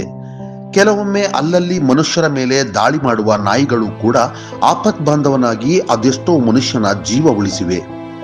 ಇದನ್ನೆಲ್ಲ ಕಂಡು ಕೇಳಿದಾಗ ಇದಲ್ಲವೇ ನಂಬಿಕೆ, ಇದಲ್ಲವೇ ವಿಶ್ವಾಸ, ಇದಲ್ಲವೇ ಬಾಂಧವ್ಯ, ಇದಲ್ಲವೇ ಸಂಬಂಧ ಎನಿಸದಿರದು. ಹಲವು ಪ್ರಾಣಿಗಳಿಗೆ ತಮ್ಮ ಸಾವು ಮೊದಲೇ ತಿಳಿದಿರುತ್ತದಂತೆ. ಆದರೆ ಬುದ್ಧಿಜೀವಿ ಮಾನವ ಕ್ಷಣ ಮಾತ್ರದಲ್ಲೂ ಅರಿವಿಗೆ ಬಾರದ ಸಾವನ್ನು ಬೆನ್ನ ಮೇಲೆಯೇ ಹೊತ್ತಿರುವಾಗ ಯಾಕಿಷ್ಟು ಕ್ರೂರಿ, ಯಾಕಿಷ್ಟು ದ್ವೇಷ ಸಾಧಿಸುತ್ತಿದ್ದಾನೋ ದೇವರೇ ಬಲ್ಲ. ಕಲಿಯುಗದಲ್ಲಿ ಇನ್ನು ಏನೇನೋ ನೋಡಬೇಕೋ ಗೊತ್ತಿಲ್ಲ. ಆದರೆ ಸದ್ಯದ ಪರಿಸ್ಥಿತಿಯಲ್ಲಿ ಸ್ನೇಹ, ನಂಬಿಕೆ, ಪ್ರೀತಿ, ವಿಶ್ವಾಸ ಹಾಗೂ ಸಂಬಂಧಗಳ ವಿಷಯಕ್ಕೆ ಬಂದರೆ ಮಾನವನಿಗಿಂತಲೂ ಪ್ರಾಣಿಗಳೇ ಮೇಲು ಎನ್ನುವುದು ಮಾತ್ರ ಸುಳ್ಳಲ್ಲ. ವಿಶೇಷ ವರದಿ ಟಿಜೆ ಪ್ರವೀಣ್ ಕುಮಾರ್, ಕೊಡಗು ಚಾನೆಲ್. ಸಮುದಾಯದ ಜನರು ಧಾರ್ಮಿಕ ಚೌಕಟ್ಟಿನೊಳಗೆ ಸಮಾಜಮುಖಿ ಕೆಲಸ ಕಾರ್ಯಗಳು ಮಾಡ್ತಾ ಇರೋದು ಶ್ಲಾಘನೀಯ ಅಂತ ಕರ್ನಾಟಕ ಸರ್ಕಾರದ ಕನಿಷ್ಠ ವೇತನ ಸಲಹಾ ಸಮಿತಿಯ ಅಧ್ಯಕ್ಷರು ಕೆಪಿಸಿಸಿ ಪ್ರಧಾನ ಕಾರ್ಯದರ್ಶಿ ಶಾಹಿದ್ ತೆಕ್ಕಿಲ್ ಹೇಳಿದರು.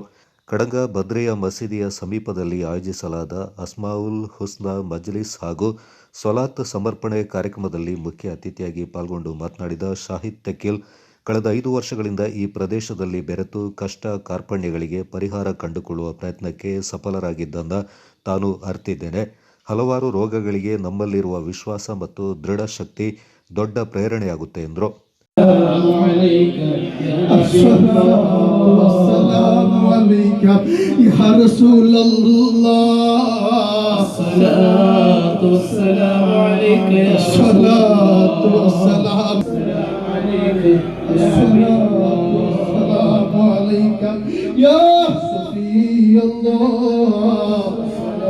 ಹಲವಾರು ರೋಗಗಳಿಗೆ ನಮ್ಮಲ್ಲಿರ್ತಕ್ಕಂಥ ವಿಶ್ವಾಸ ಮತ್ತು ದೃಢ ಶಕ್ತಿ ದೊಡ್ಡ ಪ್ರೇರಣೆ ಆಗ್ತದೆ. ಅದಕ್ಕೆ ನಮ್ಮ ಉಸ್ತಾದ್ ಅವರು ಕೂಡ ಒಬ್ಬರು ಕಾರಣಕರ್ತರಾಗಿದ್ದಾರೆ.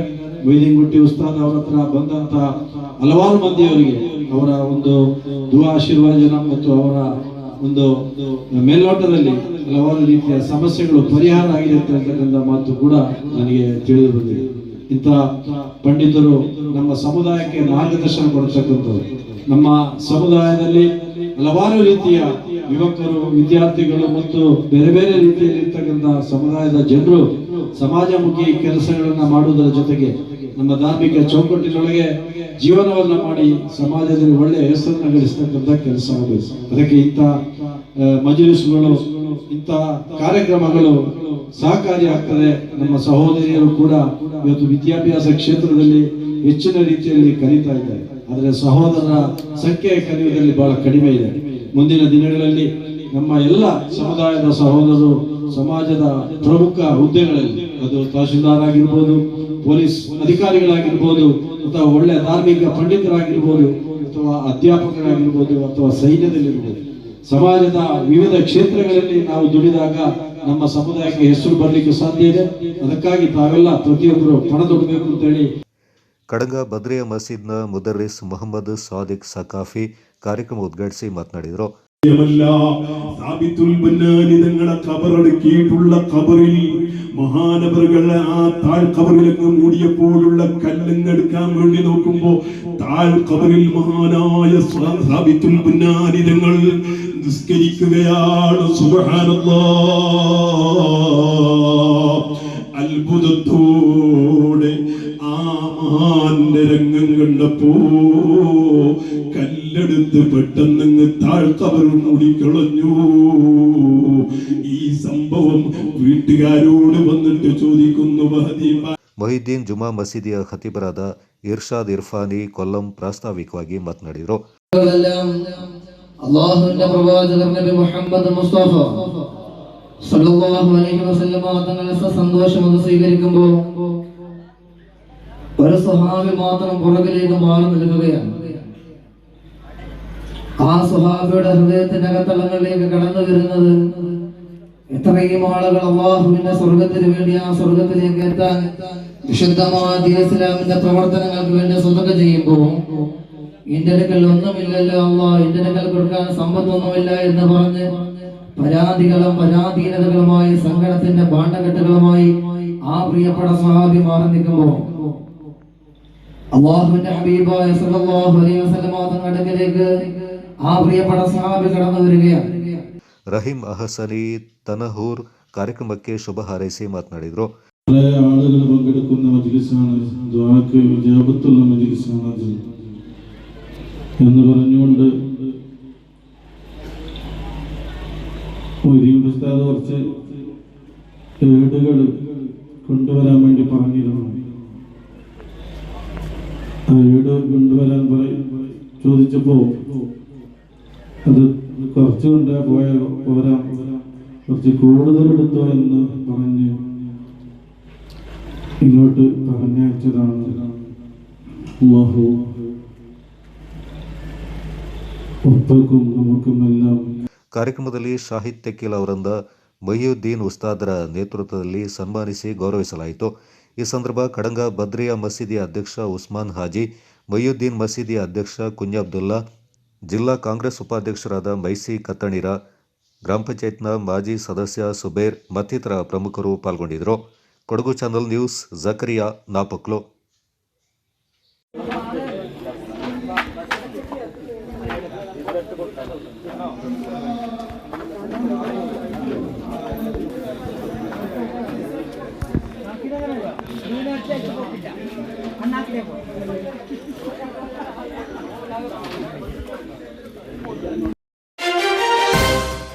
ಮಡಿಕೇರಿ ರೋಟರಿ ಮಿಸ್ಟಿ ಹಿಲ್ಸ್ನ ನೂತನ ಅಧ್ಯಕ್ಷರಾಗಿ ಪೂಳಕಂಡ ರಾಜೇಶ್ ಮತ್ತು ಕಾರ್ಯದರ್ಶಿಯಾಗಿ ಡಾಕ್ಟರ್ ಚೇತನ್ ಜಿಡಿ ಆಯ್ಕೆಯಾಗಿದ್ದಾರೆ. ನೂತನ ವಲಯ ಸೇನಾನಿಯಾಗಿ ಪೊನ್ನಚ್ಚನ ಮಧುಸೂದನ್ ಆಯ್ಕೆಯಾಗಿದ್ದಾರೆ. ಮಡಿಕೇರಿ ರೋಟರಿ ಮಿಸ್ಟಿ ಹಿಲ್ಸ್ನ 22ನೇ ವರ್ಷದ ಅಧ್ಯಕ್ಷರಾಗಿ ಪಿಆರ್ ರಾಜೇಶ್, ಕಾರ್ಯದರ್ಶಿಯಾಗಿ ಡಾಕ್ಟರ್ ಚೇತನ್ ಜಿಡಿ ಮತ್ತು ನೂತನ ಪದಾಧಿಕಾರಿಗಳ ಪದಗ್ರಹಣ ಸಮಾರಂಭ ಜುಲೈ 4ರಂದು ಶನಿವಾರ ಮಡಿಕೇರಿ ಕೆಳಗಿನ ಗೌಡ ಸಮಾಜದಲ್ಲಿ ಆಯೋಜಿತಗೊಂಡಿದೆ. ಬೆಂಗಳೂರಿನ ರೋಟರಿ ಜಿಲ್ಲೆ 3191ರ ಮಾಜಿ ಸಹಾಯಕ ಗವರ್ನರ್ ಪ್ರಕಾಶ್ ಬೆಳವಾಡಿ ಪದಗ್ರಹಣ ನೆರವೇರಿಸಲಿದ್ದು, ಸಹಾಯಕ ಗವರ್ನರ್ ಎಚ್ಎಸ್ ವಸಂತಕುಮಾರ್, ನಿಕಟಪೂರ್ವ ಅಧ್ಯಕ್ಷ ರತ್ನಾಕರ್ ರೈ, ಕಾರ್ಯದರ್ಶಿ ಬಿಕೆ ಕಾರ್ಯಪ್ಪ ಕಾರ್ಯಕ್ರಮದಲ್ಲಿ ಪಾಲ್ಗೊಳ್ಳಲಿದ್ದಾರೆಂದು ರೋಟರಿ ಮಿಸ್ಟಿ ಹಿಲ್ಸ್ ಪ್ರಕಟಣೆ ತಿಳಿಸಿದೆ. ಮಾರಕ ರೋಗ ಪಲ್ಸ್ ಪೋಲಿಯೋವನ್ನು ನಿರ್ಮೂಲನೆ ಮಾಡುವ ನಿಟ್ಟಿನಲ್ಲಿ ವರ್ಷಂಪ್ರತಿ ಆಯೋಜಿಸಿಕೊಂಡು ಬರ್ತಾ ಇರುವ ರಾಷ್ಟ್ರೀಯ ಪಲ್ಸ್ ಪೋಲಿಯೋ ಲಸಿಕಾ ಕಾರ್ಯಕ್ರಮ ಕೊಡಗು ಜಿಲ್ಲೆಯಾದ್ಯಂತ ಭಾನುವಾರ ಯಶಸ್ವಿಯಾಗಿ ನಡೆಯಿತು. ವಿರಾಜಪೇಟೆ ಶಾಸಕರಾದ ಎಎಸ್ ಪೊನ್ನಣ್ಣ ಅವರು ಬೆಳಿಗ್ಗೆ ವಿರಾಜಪೇಟೆ ಸರ್ಕಾರಿ ಆಸ್ಪತ್ರೆಯಲ್ಲಿ ಹಾಗೂ ಮಡಿಕೇರಿ ಶಾಸಕರಾದ ಡಾಕ್ಟರ್ ಮಂತರಗೌಡ ಅವರು ಸೋಮರ್ಪೇಟೆ ಆಸ್ಪತ್ರೆಯಲ್ಲಿ ಪುಟಾಣಿ ಮಕ್ಕಳಿಗೆ ಪಲ್ಸ್ ಪೋಲಿಯೋ ಲಸಿಕೆ ನೀಡುವ ಮೂಲಕ ಅಭಿಯಾನಕ್ಕೆ ಚಾಲನೆ ನೀಡಿದರು. ಕೊಡಗು ಜಿಲ್ಲೆಯಲ್ಲಿ 5 ವರ್ಷದೊಳಗಿನ ಮಕ್ಕಳು ಒಟ್ಟು 29,011 ಗುರುತಿಸಿದ್ದು, ಇದರಲ್ಲಿ ಗ್ರಾಮೀಣ ಪ್ರದೇಶದಲ್ಲಿ 26,373 ಮಕ್ಕಳು ಹಾಗೂ ನಗರ ಪ್ರದೇಶದಲ್ಲಿ 2,638 ಮಕ್ಕಳಿದ್ದು, ಇವರಿಗೆ ಲಸಿಕೆ ಒದಗಿಸಲು ಅಗತ್ಯ ಎಲ್ಲ ಕ್ರಮಗಳನ್ನು ಕೈಗೊಳ್ಳಲಾಗಿದೆ. ಜಿಲ್ಲೆಯ ಪಟ್ಟಣ ಸೇರಿದಂತೆ ಗ್ರಾಮೀಣ ಭಾಗಗಳಲ್ಲಿ ಬೆಳಗಿನಿಂದ ಸಂಜೆಯವರೆಗೆ ಲಸಿಕಾ ಕಾರ್ಯಕ್ರಮವನ್ನು ವ್ಯವಸ್ಥಿತವಾಗಿ ನಡೆಸಲಾಯಿತು. ಜಿಲ್ಲೆಯಲ್ಲಿ ಒಟ್ಟು 471 ಬೂತ್ಗಳಲ್ಲಿ ಪಲ್ಸ್ ಪೋಲಿಯೋ ಲಸಿಕೆಯನ್ನು ನೀಡಲಾಯಿತು. ಜನಸಂದಣಿ ಇರುವ ಪ್ರದೇಶ ಮತ್ತು ಬಸ್ ನಿಲ್ದಾಣಗಳು ಹಾಗೂ ಪ್ರವಾಸಿ ಕೇಂದ್ರಗಳನ್ನು ಗುರಿಯಾಗಿಸಿ 33 ಟ್ರಾನ್ಸಿಟ್ ಬೂತ್ಗಳನ್ನು ತೆರೆಯಲಾಗಿತ್ತಲ್ಲದೆ ಮಡಿಕೇರಿ ತಾಲೂಕಿನಲ್ಲಿ ಒಂದು ಸಂಚಾರಿ ತಂಡದ ವ್ಯವಸ್ಥೆಯನ್ನ ಮಾಡಲಾಗಿತ್ತು. ಪಟ್ಟಣ ಪ್ರದೇಶಗಳ ಬಸ್ ನಿಲ್ದಾಣ, ಜನಸಂದಣಿ ಪ್ರದೇಶಗಳಲ್ಲಿ ಆರೋಗ್ಯ ಕಾರ್ಯಕರ್ತರು ಹೊರ ಪ್ರದೇಶಗಳಿಂದ ಬರುವ ಜನರೊಂದಿಗೆ ಇರುವ ಮಕ್ಕಳನ್ನು ಗುರುತಿಸಿ ಅವರಿಗೆ ಪಲ್ಸ್ ಪೋಲಿಯೋ ಲಸಿಕೆಗಳನ್ನು ನೀಡುವ ಮೂಲಕ ಒಟ್ಟು ಅಭಿಯಾನ ಪರಿಣಾಮಕಾರಿಯಾಗಲು ಸಹಕರಿಸಿದರು. ತುಮಕೂರು ಸ್ನಾತಕೋತ್ತರ ವ್ಯವಹಾರ ಆಡಳಿತ ಮಂಡಳಿ ಮತ್ತು ಸಂಶೋಧನಾ ವಿಭಾಗದ ವಿದ್ಯಾರ್ಥಿನಿ ಮಡಿಕೇರಿ ತಾಲೂಕಿನ 60 ಗ್ರಾಮದ ದಿವ್ಯಾ ಎ ಅವರು ತುಮಕೂರು ವಿಶ್ವವಿದ್ಯಾನಿಲಯದಿಂದ PhD ಪದವಿಯನ್ನು ಪಡೆದಿದ್ದಾರೆ. Impact of work flexibility on employee performance in selected private hospitals with special reference to nurses in Mangalore and Udupi city ವಿಷಯದ ಮೇಲೆ ಪ್ರೊಫೆಸರ್ ಶಿವಶಂಕರ್ ಕೆಸಿ ಅವರ ಮಾರ್ಗದರ್ಶನದಲ್ಲಿ ಮಂಡಿಸಿದ ಮಹಾಪ್ರಬಂಧಕ್ಕೆ ಈ ಡಾಕ್ಟರೇಟ್ ಲಭಿಸಿದೆ. ಕೇಂದ್ರ ಸಹಕಾರ ಸಚಿವಾಲಯ ಸ್ಥಾಪನೆಯಾಗಿ 5 ವರ್ಷ ಪೂರೈಸಿದ ಪ್ರಯುಕ್ತ ಸಹಕಾರ ಸಪ್ತಾಹದ ಅಂಗವಾಗಿ ಚಟ್ಟಳ್ಳಿಯ ನರೇಂದ್ರ ಮೋದಿ ಸಹಕಾರ ಭವನದಲ್ಲಿ ರೈತರ ಸಮಾವೇಶ ಹಾಗೂ ಸಹಕಾರ ಜಾಗೃತಿ ಸಭೆ ನಡೆಯಿತು. ಕರ್ನಾಟಕ ರಾಜ್ಯ ಸಹಕಾರ ಮಹಾ ಮಂಡಳಿ ಬೆಂಗಳೂರು, ಕೊಡಗು ಜಿಲ್ಲಾ ಸಹಕಾರ ಯೂನಿಯನ್ ಮಡಿಕೇರಿ, ಸಹಕಾರ ಇಲಾಖೆ ಕೊಡಗು ಜಿಲ್ಲೆ ಹಾಗೂ ಚಟ್ಟಳ್ಳಿ ಪ್ರಾಥಮಿಕ ಕೃಷಿ ಪತ್ತಿನ ಸಹಕಾರ ಸಂಘದ ಸಂಯುಕ್ತಾಶ್ರಯದಲ್ಲಿ ಕಾರ್ಯಕ್ರಮವನ್ನು ಆಯೋಜನೆ ಮಾಡಲಾಗಿತ್ತು. ಕೊಡಗು ಜಿಲ್ಲಾ ಸಹಕಾರ ಯೂನಿಯನ್ ಅಧ್ಯಕ್ಷ ಪಳೆಯಂಡ ರಾಬಿನ್ ದೇವಯ್ಯ ಕಾರ್ಯಕ್ರಮ ಉದ್ಘಾಟಿಸಿ ಮಾತನಾಡಿ, ದೇಶದ ರೈತರ ಹಿತಾಸಕ್ತಿಯನ್ನು ಗಮನದಲ್ಲಿಟ್ಟುಕೊಂಡು ಕೇಂದ್ರ ಸರ್ಕಾರ ಸಹಕಾರ ಸಚಿವಾಲಯವನ್ನು ಸ್ಥಾಪನೆ ಮಾಡಿದ್ದು 5 ವರ್ಷಗಳ ಅವಧಿಯಲ್ಲಿ ಸಹಕಾರ ಕ್ಷೇತ್ರದ ಅಭಿವೃದ್ಧಿಗೆ ಮಹತ್ವದ ಹೆಜ್ಜೆಗಳನ್ನು ಇಟ್ಟಿದೆ ಎಂದರು. ಈ ಕ್ಷೇತ್ರದ ಸಹಕಾರ ರೈತರಿಗೆ ಉಪಯೋಗ ಆಗತಕ್ಕಂತಹ ಮತ್ತು ಈ ದೇಶದ ಶೇಕಡ 80% ರೈತಾಪಿ ವರ್ಗವೇ ಈ ದೇಶದಲ್ಲಿ ಇರ್ತಕ್ಕಂಥ ಸಂದರ್ಭದಲ್ಲಿ ಆ ಕ್ಷೇತ್ರಕ್ಕೆ ಒಂದು ಸಚಿವಾಲಯ ಇಲ್ಲದೆ ಇದ್ದರೆ ಯಾರು ಕೂಡ ಹೇಳ್ಕೊಳ್ಳೋದಿಲ್ಲ. ಸೊ ಇದು ನಮಗೆ ನಮ್ಮದೇ ಬ್ಯಾಂಕ್ ಖಾತೆಗೆ ಡಿಬಿಟಿ ಮುಖಾಂತರ ಬರ್ತಕ್ಕಂಥದ್ದು ಎಲ್ಲೂ ಕೂಡ ಸೋರಿಕೆ ಆಗದ ರೀತಿಯಲ್ಲಿ ಈ ನಮ್ಮ 2,000 ರೂಪಾಯಿ ರೈತರ ಖಾತೆಗೆ ತಲುಪುವಂಥದ್ದು ಆಗ್ತಾ ಇದೆ. ಹಿಂದೆಲ್ಲ ರೈತರಿಗೆ ಯಾವುದಾದ್ರೂ ಒಂದು ಹಣವನ್ನು ಬಿಡುಗಡೆ ಮಾಡಿದರೆ ಆ ರೈತರಿಗೆ 1 ರೂಪಾಯಿಯನ್ನ ಕೇಂದ್ರದಲ್ಲಿ ಬಿಡುಗಡೆ ಮಾಡಿದರೆ ಅದು ಸೋರಿಕೆಯಾಗಿ ರೈತರಿಗೆ ಸಿಗ್ತಾ ಇದೆ 15 ಪೈಸೆ ಮಾತ್ರ. ಸಾಧ್ಯ ಆಗೋದಿಲ್ಲ. ಸಹಕಾರಿ ಕ್ಷೇತ್ರದಲ್ಲಿ ರೈತರು ಪಡ್ತಾ ಇರ್ತಕ್ಕಂಥ ಬವಣೆಯನ್ನ ಸರಿ ಮಾಡಲಿಕ್ಕೆ ಸಾಧ್ಯ ಆಗೋದಿಲ್ಲ ಹೇಳ್ತಕ್ಕಂಥದ್ದನ್ನ ಮನಗಂಡ ಕೇಂದ್ರ ಸರ್ಕಾರ 5 ವರ್ಷದ ಹಿಂದೆ ಒಂದು ಸಚಿವಾಲಯವನ್ನ. ಚಟ್ಟಳ್ಳಿ ಪ್ರಾಥಮಿಕ ಕೃಷಿ ಪತ್ತಿನ ಸಹಕಾರ ಸಂಘದ ಅಧ್ಯಕ್ಷ ಬಲ್ಲಾರಂಡ ಮಣಿಯುತ್ತಪ್ಪ ಮಾತನಾಡಿ, ಚಟ್ಟಳ್ಳಿ ಸಹಕಾರ ಸಂಘದ ಪ್ರತಿಯೊಂದು ಬೆಳವಣಿಗೆಯಲ್ಲೂ ಸದಸ್ಯರು ಮತ್ತು ರೈತರ ಶ್ರಮ ಅಡಕವಾಗಿದೆ ಎಂದರು.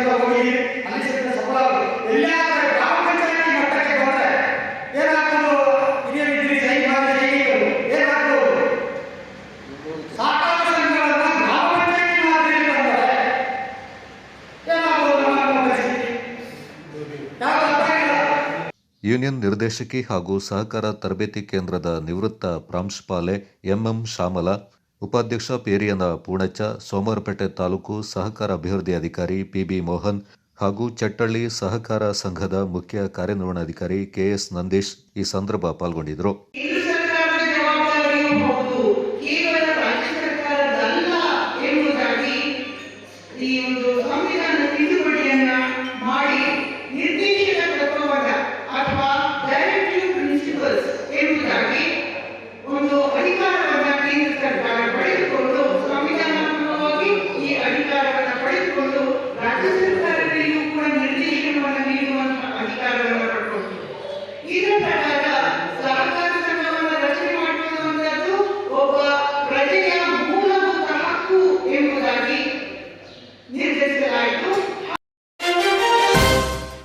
ಮಾದಕ ವಸ್ತುಗಳು ವಿದ್ಯಾರ್ಥಿಗಳ ದೈಹಿಕ ಮತ್ತು ಮಾನಸಿಕ ಆರೋಗ್ಯವನ್ನು ಹಾಳು ಮಾಡಿ ಭವಿಷ್ಯವನ್ನು ಕತ್ತಲೆಯ ಕಡೆಗೆ ಕೊಂಡೊಯ್ಯುತ್ತವೆ.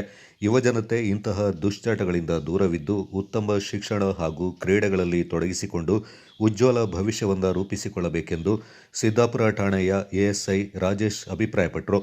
ಮಾದಕ ವಸ್ತುಗಳ ದುರುಪಯೋಗ ಮತ್ತು ಅಕ್ರಮ ಸಾಗಾಟ ವಿರುದ್ಧದ ಅಂತಾರಾಷ್ಟ್ರೀಯ ದಿನದ ಪ್ರಯುಕ್ತ ಸಿದ್ದಾಪುರ ಪೊಲೀಸ್ ಠಾಣೆ, ಇಕ್ರಾ ಪಬ್ಲಿಕ್ ಶಾಲೆ ಹಾಗೂ ಸಂತ ಅನ್ನಮ್ಮ ಪದವಿಪೂರ್ವ ಕಾಲೇಜಿನ ಸಂಯುಕ್ತಾಶ್ರಯದಲ್ಲಿ ನಶೆಮುಕ್ತ ಭಾರತ ಎಂಬ ಘೋಷವಾಕ್ಯದಡಿ ಹಮ್ಮಿಕೊಂಡಿದ್ದ ಜನಜಾಗೃತಿ ಕಾರ್ಯಕ್ರಮ ಉದ್ದೇಶಿಸಿ ಅವರು ಮಾತನಾಡಿದರು. ಸಮಾಜದ ಪ್ರತಿಯೊಬ್ಬರೂ ಮಾದಕ ವಸ್ತುಗಳ ದುರುಪಯೋಗ ತಡೆಗಟ್ಟಲು ಕೈಜೋಡಿಸುವ ಅಗತ್ಯವಿದೆ ಎಂದರು. ದೊಡ್ಡವರಿಗೆ ಚಿಕ್ಕವರಿಗೆ ಅಂತಲ್ಲ, ಇದು ಈ ಮಾದಕ ವಸ್ತುವಿನಿಂದ ಎಷ್ಟು ಹಾಳಾಗ್ತಾ ಇದೆ ಯುವಕರ ಜೀವನ ಅಂತ ಹೇಳಿದ್ರೆ, ಈ ಬರ್ತಾ ಅದನ್ನು ಕಂಟಿನ್ಯೂ ಮಾಡಿ ಈ ಯುವಕರು ಒಳ್ಳೊಳ್ಳೆ ಹಾದಿಗೆ ಹೋಗೋದನ್ನ ತಪ್ಪಿಸ್ಕೊಳ್ತಾ ಇದ್ದಾರೆ, ಕೆಟ್ಟ ಹಾದಿ ಹಿಡಿತಾ ಇದ್ದಾರೆ. ಅದಕ್ಕೆ ನಾವು ಪೊಲೀಸ್ ಇಲಾಖೆ ಸೇರಿ ನಾವು ಪ್ರತಿಯೊಂದು ಸ್ಕೂಲ್ಗಳಲ್ಲೂ ಈಗ ಇತ್ತೀಚೆಗೆ ಒಂದೊಂದು ಅವೇರ್ನೆಸ್ ಪ್ರೋಗ್ರಾಮನ್ನು ಮಾಡ್ತಾ ಇದ್ದೀವಿ. ಆಯಿತಾ, ವಿದ್ಯಾರ್ಥಿಗಳಲ್ಲಿ ಒಂದು ಮನವಿನಂತ ಏನಪ್ಪ ಅಂತ ಹೇಳಿದ್ರೆ, ನಿಮ್ಮ ಅಕ್ಕಪಕ್ಕ ವಾಸ ಇರುವಂಥ ಅಕಸ್ಮಾತ್ ನೀವು ಮನೆಯಿಂದ ಬರ್ತಾ ಇರ್ತೀರಿ, ನಿಮ್ಮ ಅಕ್ಕಪಕ್ಕ ಈ ಥರ ಮಾದಕ ವಸ್ತುಗಳನ್ನ ಮಾರೋರು ಅಥವಾ ಸೇದವರು ಯಾರಾದರೂ ನಿಮಗೆ ಗುಮಾನಿ ಅಥವಾ ನಿಮಗೆ ಅನುಮಾನಗಳಿದ್ದಲ್ಲಿ ನಿಮ್ಮ ತಂದೆ ತಾಯಿ ಹೇಳ್ಬಿಟ್ಟು ನಮಗೊಂದು ಮೆಸೇಜ್ ಕೊಡಿಸಿ, ಕಾಲ್ ಮಾಡಿಸಿ. ಆಯಿತಾ, ಕಾಲ್ ಮಾಡಿಸಿದಾಗ ಅಂಥವ್ರ ಬಗ್ಗೆ ನಾವು ಕ್ರಮ ತಗೊಳ್ಳಿಕ್ಕೆ ತೀರ್ಮಾನ ತಗೊಂಡು ಅವ್ರಿಗೇನು ಪನಿಷ್ಮೆಂಟ್ ಮಾಡಿಸ್ಬೋದು. ಅದಕ್ಕೆ ಪ್ರತಿಯೊಬ್ಬರು ಈ ಮಾದಕ ದ್ರವ್ಯನ ಆದಷ್ಟು ಕಾಲಲ್ಲಿ ತುಳಿಬೇಕೆ ಹೊರಟು ತಲೆ ಮೇಲೆ ಇಟ್ಕೋಬಾರ್ದು. ಅದರಿಂದ ನೋಡಿ ನಮ್ಮ ಜಾಫರ್ ಸರ್ ಹೇಳಿದರು, ಈ ವಿವೇಕಾನಂದ ಸ್ವಾಮೀಜಿಯವರು ಮಾತು ಹೇಳಿದ್ದಾರೆ, ನನಗೆ ಬಲಿಷ್ಠ 100 ಯುವಕರನ್ನ ಕೊಡಿ, ದೇಶದಲ್ಲಿ ಯಾವ ಥರ ಕಟ್ಟಬೇಕು ಅನ್ನೋ ನಾನು ತೋರಿಸ್ತೀನಿ ಅಂತ ಹೇಳಿದ್ರು. ಅದೇ ಕೆಟ್ಟ ಹುಡುಗರಿಂದ ಏನಾಗುತ್ತೆ, ನಮ್ಮ ಸಮಾಜ ಹಾಳಾಗುತ್ತೆ. ಆಯಿತಾ, ಅವ್ರು ಹೇಳಿದ ಥರ ಒಂದು ಹುಡುಗ ಮಾದಕ ವಸ್ತು ವ್ಯಸನಿ ಆಗಬೇಕಾದ್ರೆ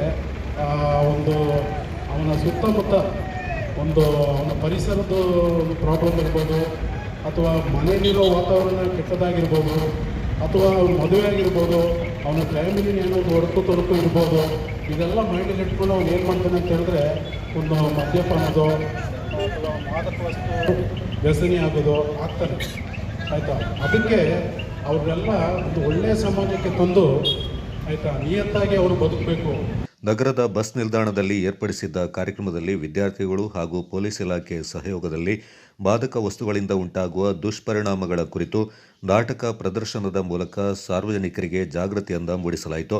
ಅಲ್ಲದೆ ಘೋಷಣೆಗಳಿಂದ ಕೂಗುವ ಮೂಲಕ ಮಾದಕ ವಸ್ತುಗಳ ವಿರುದ್ಧ ಹೋರಾಡುವ ಸಂದೇಶವನ್ನು ಸಾರಿದ್ರು. ಪರಸ್ಪರ ಪ್ರೀತಿಯನ್ನು ಹಂಚಿಕೊಳ್ಳುವ ದೃಶ್ಯವನ್ನು ನಾವು ನೋಡುತ್ತೇವೆ.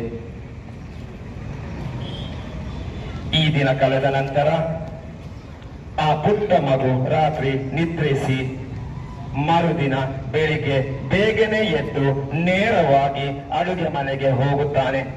ಅಲ್ಲಿ ತಾಯಿ ಅಡುಗೆ ಕೆಲಸದಲ್ಲಿ ನಿರಂತರಾಗಿರುವಾಗ ಮಗು ಹೋಗಿ ತಾಯಿ ಪ್ರೀತಿಯಿಂದ ಅಪ್ಪಿಕೊಳ್ಳುತ್ತಾನೆ.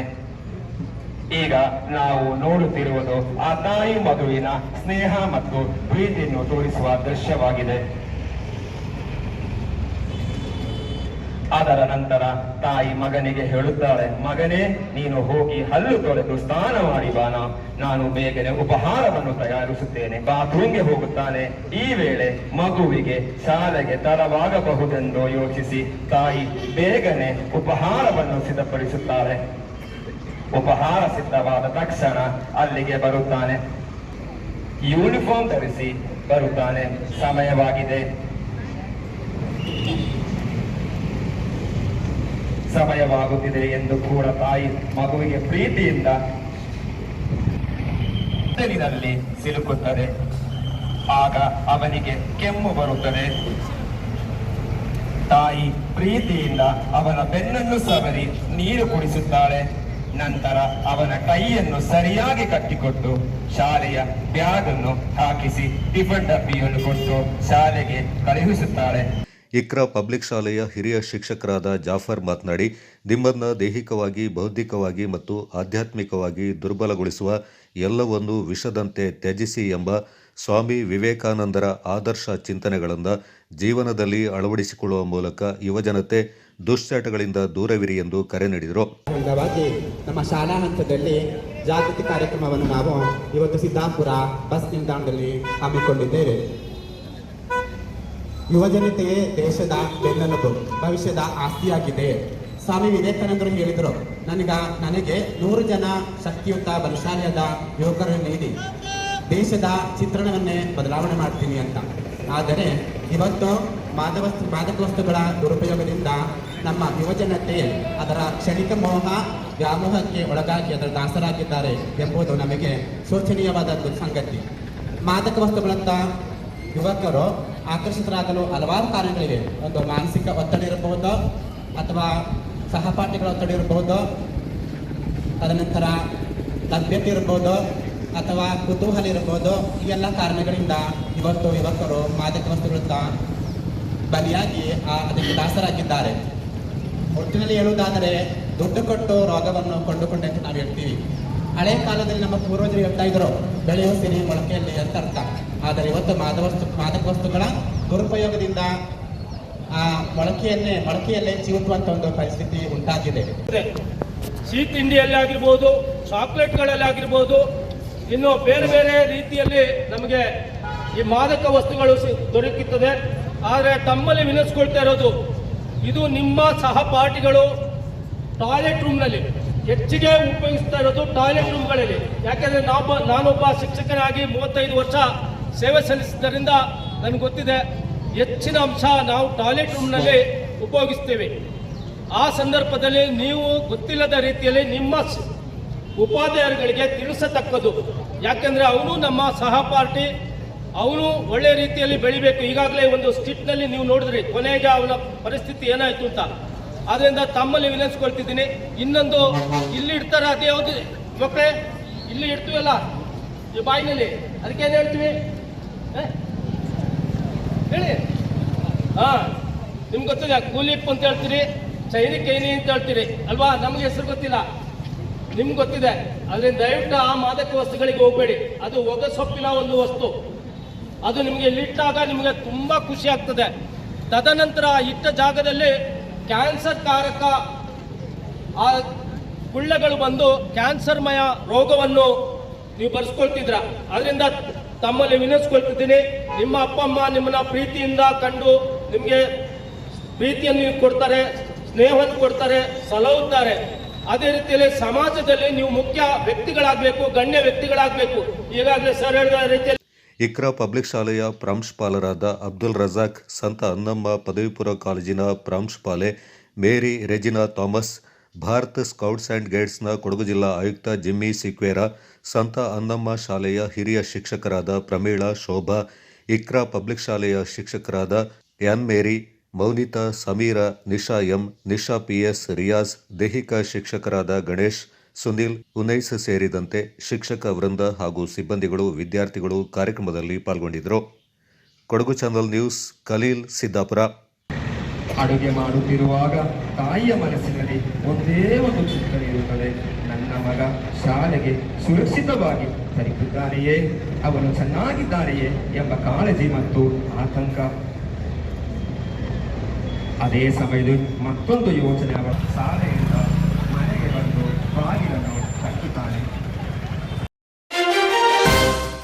ಕೊಡಗಿನ ಪರಿಸರವನ್ನು ಸ್ವಚ್ಛ, ಸುಂದರ ಮತ್ತು ಸುರಕ್ಷಿತವಾಗಿಡುವ ಉದ್ದೇಶದಿಂದ ಕ್ಲೀನ್ ಕೂರ್ಗ್ ತಂಡ ಹಮ್ಮಿಕೊಂಡಿರುವ ಸೈಕಲ್ ಜಾಥಾದ ಅಂಗವಾಗಿ ತಂಡದ ಸದಸ್ಯರು ವಿರಾಜಪೇಟೆಯ ಶಾಸಕ ಅಜ್ಜಿಕುಟ್ಟಿರ ಎಸ್ ಪೊನ್ನಣ್ಣ ಅವರ ಗೃಹ ಕಚೇರಿಗೆ ಭೇಟಿ ನೀಡಿ ಅಭಿಯಾನದ ಉದ್ದೇಶ ಮತ್ತು ಕಾರ್ಯಯೋಜನೆಯನ್ನು ಕುರಿತು ವಿವರಿಸಿದರು. ಈ ಸಂದರ್ಭ ಶಾಸಕರು ತಂಡದ ಪರಿಸರ ಕಾಳಜಿ ಹಾಗೂ ಸಾಮಾಜಿಕ ಬದ್ಧತೆಯನ್ನು ಶ್ಲಾಘಿಸಿ ಸ್ವಚ್ಛ ಕೊಡಗು ಎಂಬ ಸಂಕಲ್ಪವನ್ನು ಸಾಕಾರಗೊಳಿಸಲು ಪ್ರತಿಯೊಬ್ಬ ನಾಗರಿಕರ ಸಹಭಾಗಿತ್ವ ಅಗತ್ಯವೆಂದು ಅಭಿಪ್ರಾಯಪಟ್ಟರು. ಕ್ಲೀನ್ ಕೂರ್ಗ್ ತಂಡದ ಈ ಜನಜಾಗೃತಿ ಅಭಿಯಾನಕ್ಕೆ ತಮ್ಮ ಸಂಪೂರ್ಣ ಬೆಂಬಲ ಮತ್ತು ಶುಭ ಹಾರೈಕೆಗಳನ್ನು ತಿಳಿಸಿ ಪರಿಸರ ಸಂರಕ್ಷಣೆಯಂತಹ ಉತ್ತಮ ಕಾರ್ಯಗಳು ನಿರಂತರವಾಗಿ ನಡೆಯಬೇಕೆಂದು ಹಾರೈಸಿದರು. ಎಲ್ಲರೂ ನಂಗಡ ಡಿಸ್ಟ್ರಿಕ್ಟ್ ಬಂದು ನೋಟಿಸ್ ನೋಡಿ ಇಂಥವ್ರು ಸ್ವಚ್ಛವಾಯ್ತು ಅಂಥವ್ರು ಇದು ನಂಗಕ್ಕೂ ಎನರ್ಜಿ ಉಂಟು, ಇದಕ್ಕೂ ಪೊಸಿಷನ್ ಉಂಟು, ಅದು ಒಂದು fleet No, I am ready to do whatever you say to clean up the place. Punishment. I have some small difference in your view. Tourists for 5%. 95% of the government CCTV. Right up on the garbage cleaning contract ಮನೆಗೆ ನೋಡ್ಕೊಳ್ಳೋದು. So this whole thing was equal. And I made a big effort. Sorry sir.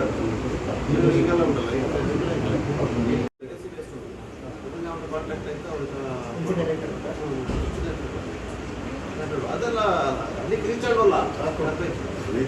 ಈ ಭೇಟಿ clean Coorg ಅಭಿಯಾನಕ್ಕೆ ಮತ್ತಷ್ಟು ಉತ್ತೇಜನವನ್ನು ನೀಡಿದ್ದು ಪರಿಸರ ಸಂರಕ್ಷಣೆಯ ಬಗ್ಗೆ ಸಮಾಜದಲ್ಲಿ ಜಾಗೃತಿ ಮೂಡಿಸುವ ನಿಟ್ಟಿನಲ್ಲಿ ಮಹತ್ವದ ಹೆಜ್ಜೆಯಾಗಿದೆ.